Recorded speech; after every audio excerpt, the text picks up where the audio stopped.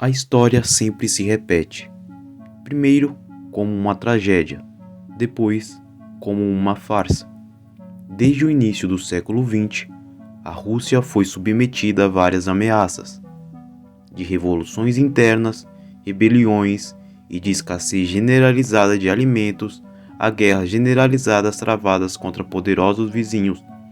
A Rússia se manteve unida em meio a todos os tipos de tensões políticas. Mesmo após o colapso de 1917 e 1991, ela rapidamente se reconstruiu, forjando novas identidades nacionais por meio do uso de componentes ideológicos, étnicos e geográficos. A moderna Federação Russa, embora seja remanescente de uma União Soviética muito maior, ainda é um ator importante em sua região, e seu colapso teria implicações importantes para o equilíbrio do poder global. Então, o que a história nos ensinou sobre a Rússia? E se a Rússia entrar em colapso novamente? Seja muito bem-vindo ao Caspian Report Brasil. A história da Rússia do século XX é uma história de conflito, revolução e ansiedade constante.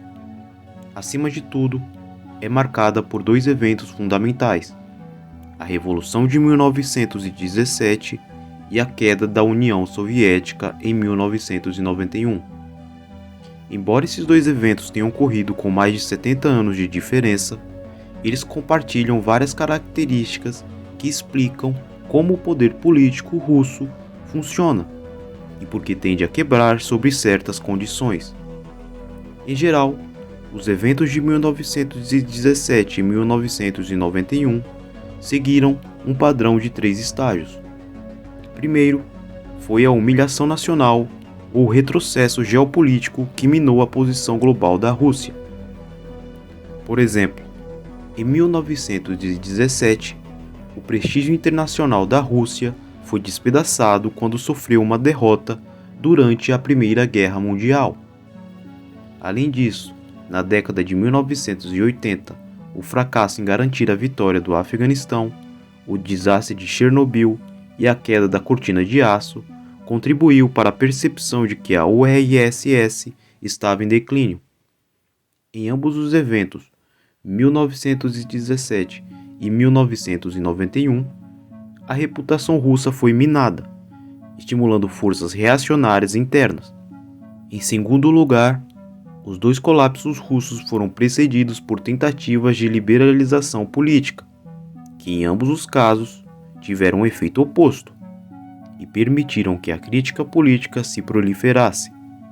Após a derrota da Rússia na Guerra Russo-Japonesa de 1905, o czar tentou pacificar os movimentos revolucionários, publicando o Manifesto de Outubro, que concedia aos cidadãos direitos políticos rudimentares e proporcionava um parlamento estadual, a chamada Duma. Esse arranjo funcionou por um tempo, mas depois da derrota da Primeira Guerra Mundial, os cidadãos russos voltaram seus direitos políticos contra o czar, e foi forçado a abdicar do trono em março de 1917. Na década de 1980, o governo soviético de Mikhail Gorbachev também tentou liberalizar as instituições nacionais. A essa altura, a corrupção desenfreada dentro do Partido Comunista havia estagnado a economia soviética. Através de uma política de glasnost, ou abertura, Moscou esperava se libertar de seus obstáculos, mas o plano falhou. À medida que membros do alto escalão do partido foram expostos a fraudes e enganos, a lealdade política mudou para fontes alternativas. Isso, por sua vez, levou ao terceiro e ao último estágio, onde uma oposição política viável se enraizou. Embora nos primeiros dias da Revolução de 1917 a responsabilidade do governo recaiu sobre um Conselho de Ministros na Duma, não demorou muito para que a capacidade organizacional e coercitiva superior do Conselho da União Soviética de Petrogrado permitisse que o Partido Bolchevique assumisse o poder. O que se seguiu foi uma guerra civil brutal pelo controle do Estado. quando a facção legalista se separou e o czar e sua família foram executados, o Partido Comunista assumiu o poder. O Império Russo entrou em colapso em toda a sua linha geográfica, ao longo de montanhas, florestas, pântanos e faixas de tundra da Europa Oriental, até a Ásia Central e ao Extremo Oriente. Em comparação, a desintegração da União Soviética em 1991 ocorreu principalmente por motivos étnicos. Enquanto Moscou usava o Exército Vermelho para acabar com a resistência nacionalista na Hungria e na Tchecoslováquia durante a Guerra Fria da década de 1980, a política de glasnost havia permitido que esses pensamentos políticos se materializassem novamente. Começando no Bloco Leste, esta onda do nacionalismo eventualmente se espalhou bem no coração da Rússia, onde Boris Yeltsin se reinventou como uma alternativa claramente russa a Gorbachev. Consequentemente, a União Soviética entrou em colapso em 15 repúblicas, deixando a Rússia como um remanescente delimitado por fronteiras étnicas. Com esses precedentes históricos em mente, a Rússia moderna desenhou sua política exterior e interior para preservar o controle do poder. Intervenções militares, como a Guerra de 2008 com a Geórgia e a anexação da Crimeia em 2014, demonstram a vontade de Moscou de conter o declínio de sua influência regional. Enquanto eles estão em casa, as vias da dissidência política são abafadas pela simulação de democracia, repleta de falsa oposição e partidos políticos alternativos. Mesmo quando uma oposição genuína tenta romper essas fronteiras, Moscou recorre à coerção como contramedida. O envenenamento e subsequente prisão de Alexei Navalny é apenas um exemplo mais recente de até que ponto Moscou está disposta a impedir que a oposição se enraize. Assim, as decisões do Kremlin, algumas questionáveis ou controversas, são lições aprendidas com a história.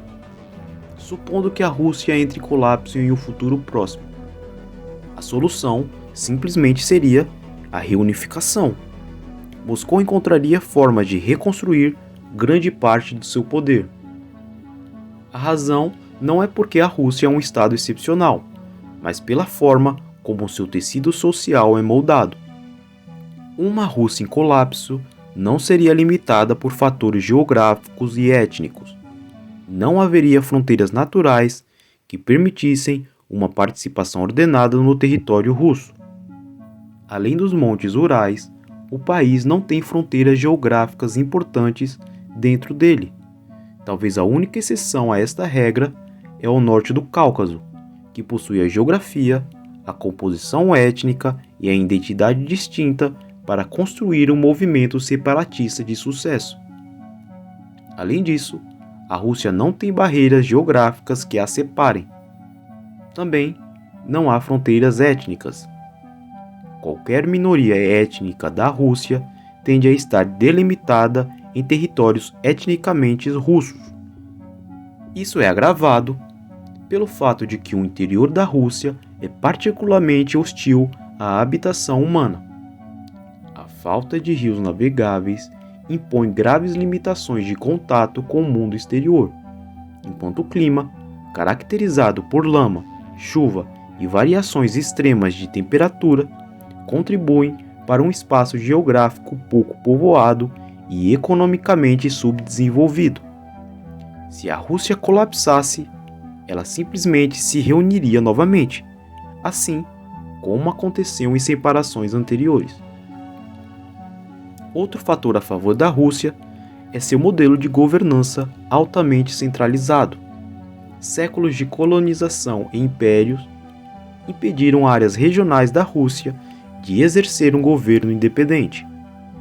Embora algumas regiões tenham um certo grau de autonomia, na prática, a Rússia opera como um Estado unitário. Movimentos secessionistas nas áreas internas são, portanto, relativamente fracos. O fato reforçado pela grande proporção de russos étnicos que também vive nesses territórios. Portanto, se os movimentos separatistas regionais tentassem se libertar do controle de Moscou, provavelmente enfrentariam uma força legalista, ganhando tempo até que o governo central recuperasse o controle. A centralização também moldou as perspectivas econômicas da Rússia. A falta de acesso ao mar e às vias navegáveis significa que a maior parte do interior da Rússia, embora rica em minerais, depende fortemente da infraestrutura do Estado para exportar recursos para os mercados mundiais. Além disso, essas regiões dependem de subsídios do governo para bens básicos, como alimentos a preços acessíveis e aquecimento.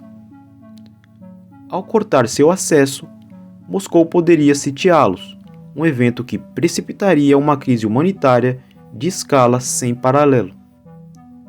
Eles também não teriam nenhuma ajuda externa disponível. Tendo entendido por muito tempo com o potencial da infraestrutura para consolidar sua geopolítica, Moscou limitou, de forma deliberada, a ligação entre suas províncias asiáticas e as das potências asiáticas. Dada a falta de conectividade entre o interior e o exterior da Rússia, seria difícil para qualquer movimento separatista obter apoio estrangeiro. Portanto, embora uma rebelião interna possa ser inicialmente bem-sucedida, fatores geográficos significam que, ao longo prazo, os rebeldes teriam que abraçar novamente Moscou ou ser deixados à própria sorte. Mas suponha que a Rússia perca totalmente o controle. O colapso é improvável e Moscou não pode reafirmar sua soberania. Mas qual seria o pior caso? Bem, com toda a probabilidade, o vazio do poder deixado por um colapso da Rússia desencadearia uma verdadeira competição geoestratégica. Potências vizinhas, tanto históricas como recém-chegadas, tentariam despojar a Rússia de seus ativos estratégicos. Na Europa Oriental, a Polônia, usando os recursos da OTAN e da União Europeia à sua disposição, procuraria empurrar sua influência para o leste, em direção à Bielorrússia e à Ucrânia. Enquanto isso, a Turquia tentaria expandir sua influência na Crimeia e no Mar Cáucaso, efetivamente transformando o Mar Negro em um lago turco. Com esses objetivos, a Polônia e a Turquia provavelmente se aliariam. Ao mesmo tempo, os ex-estados soviéticos, paralisados em conflitos, tentariam exterminar as facções apoiadas pela Rússia. A Ucrânia iria atrás de Donbás, a Moldávia tomaria Transnistria, a Geórgia iria capturar Abcásia e a Ossétia do Sul, o Azerbaijão ocuparia Karabakh, etc. As disputas territoriais descongelaria e o poderio militar seria o curso de ação preferido. No sul, o Irã pressionaria sua influência em direção ao Mar Cáspio para evitar o expansionismo turco. Os iranianos temem movimentos pan-turcos devido à grande população azeres localizada no norte do país. Ao empurrar sua influência ao longo do Mar Cáspio, o Irã tentaria romper a ligação da Turquia com a Ásia Central. Para o leste, a China visaria fazer da Mongólia um estado cliente e expandir sua influência na Ásia Central. Pequim buscaria integrar os territórios da ex-União Soviética em sua iniciativa Belt and Road, projetando poder na Eurásia. Mais ao norte, Canadá, Dinamarca e os Estados Unidos consolidariam seu controle sobre as rotas de embarque existentes e emergentes no Círculo Polar Ártico. Bases e postos militares russos no Ártico provavelmente seriam destruídos, retrocedendo o poder russo durante as próximas décadas. No entanto, como potências vizinhas minam a Rússia, o colapso do Estado russo teria um efeito terrível na estabilidade global. Talvez a principal preocupação seja o arsenal nuclear russo. Estima-se que o país tenha mais de 6.200 ogivas nucleares, armazenadas e instaladas.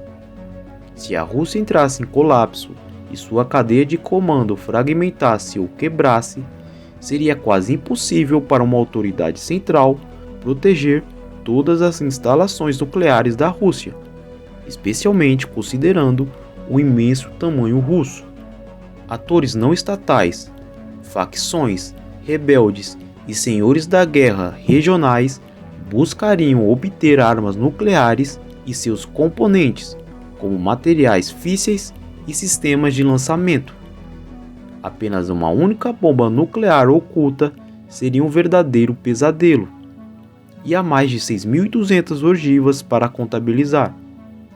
Esta ameaça excepcional provocaria a intervenção de um grupo de trabalho internacional no terreno, mas pequenos destacamentos de forças especiais não seriam suficientes. Exércitos inteiros teriam que se mobilizar nas profundezas da Rússia. As forças internacionais teriam que trabalhar com as autoridades locais para atingir seus objetivos. Ironicamente, o meio mais eficaz de fazer isso seria apoiar um novo governo central, de preferência um com influência convincente sobre o que resta das agências de segurança da Rússia. No entanto, se suspeitas mútuas causassem divisões na resposta internacional, Pequim e Washington poderiam acabar apoiando dentro da Rússia forças opostas. Um conflito de poder dominaria o que restasse do país. Curiosamente, enquanto durante o século XX, muitos acreditavam que o maior perigo para a paz mundial era uma Rússia poderosa e monolítica, o maior perigo do século XXI seria uma Rússia fraca e fragmentada. Sim, é bastante paradoxal. E esse foi o Caspian Report Brasil. Se você, assim como eu, aprecia o conhecimento, dê like, comente e compartilhe, para que mais pessoas tenham acesso a esse vídeo. Um forte abraço e câmbio. Desligo.